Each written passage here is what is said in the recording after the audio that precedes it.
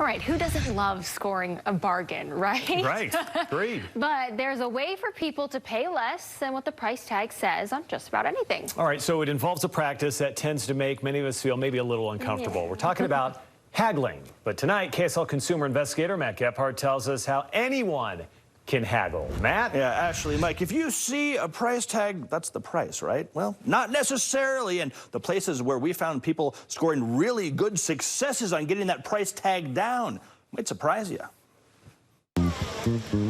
How about $5? Yesterday at the urban flea market in downtown Salt Lake City, deals were being struck left and right. Yeah, I got comic books, I got it all. Many of the vendors say they just love the art of negotiating for common ground with buyers. Thank you so much. You know, haggling. It's kind of fun. Carrie Galloway doesn't even bother with price tags. Usually someone will ask me how much for one thing, and I'll be like, well, do you want anything else? I think people should get more comfortable with it. Jesse Draper says haggling is fun. It doesn't hurt to ask. It never hurts to ask. If you're polite. If you're rude, then it's no good. But assuming you don't do most of your shopping at a flea market, you're probably more accustomed to the, shall we say, normal consumer transaction. Check the price, factor in a couple of shekels for tax, maybe shipping fees if shopping online, and then paying. It has most of us wasting money, says Jeff Cochran of Shapiro Negotiations Institute. You know, we've just made a decision as our society that we're going to put price tags on things and we're going to buy them that way. Cochran is a professional haggler, making a living by coaching individuals and business teams on how to negotiate, which he says generally makes people uncomfortable. We have to find the mode or the methodology with which we feel most comfortable. A place to start, build rapport. Cochran says small talk can do just that. It helps set up trust and positivity while showing the other party you are genuine. Smile, be polite and interested. If you can build rapport with the salesperson and get the salesperson even in some way, just a little bit on your side. And haggling is something you can do just about anywhere, Cochran says, as long as the person on the other end is open to striking a deal. Prices are escalating. There are fewer buyers in many areas. For me to move my product or to move my inventory, of course I'm willing to negotiate. A study from Consumer Reports found that 89% of those who haggled were rewarded at least once. Some of the items where Consumer Reports found the sticker is merely a suggestion, jewelry, antiques, even cell phone plans came down an average of about $100 for those who asked. Electronics and appliances came down an average of $200. Medical bills and furniture, $300 was the average savings for those who haggled.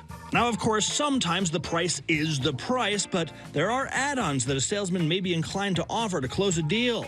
Maybe the car dealer can throw in free oil changes, or a landlord can toss in free utilities for a year, or the front desk clerk can upgrade your room. Because all of a sudden, we've made it easy for them to follow the rules. And in return, they're going to make it an easier night's sleep on us by giving us the room upgrade. Thank you. That's cool. And you know, haggling is not just reserved for buying goods and services. Actually, we do it several times every day, from bargaining with our coworkers over a project, or with our kids over screen time, or our spouses on deciding where to go for dinner.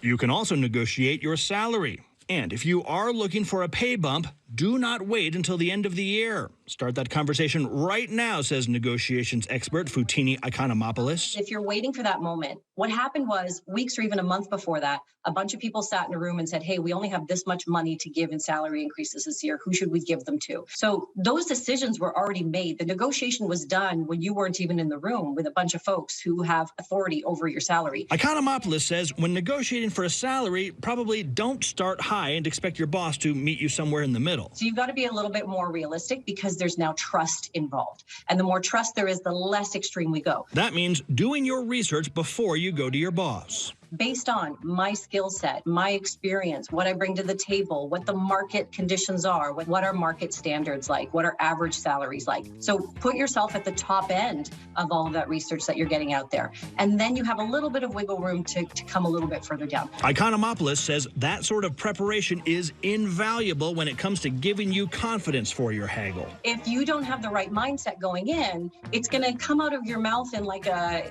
like verbal diarrhea. It's just not going to come out very well. Whether it's for your pay, a new set of wheels, or a cool gizmo that you found at the flea market. You know, haggling makes a lot of folks uncomfortable. You don't want to look cheap, be insulting, maybe create an awkward moment between you and a salesman. But the experts we talked to said, remember, the salesman's #1 goal is to get to yes, close that deal. And Mike, it never hurts to ask. No, it doesn't. You know, it's interesting because I think what she said was fascinating. I mean, you want to feel like you're both dealing on the same level. You're being honest with each other. You don't want to highball or lowball because people can see through that real quickly. Yeah, absolutely. And also remember, you're coming to the table with power. If you're with your boss, they want to keep you. They don't want to have to go hire somebody new. And if you're with, they want to close a deal. So, the power isn't always on the other side, even if you are a little uncomfortable. I'm just going to bring you with my next negotiation. Don't bring me, bring Ashley. That makes me very uncomfortable. All right, good stuff. Thanks, Matt.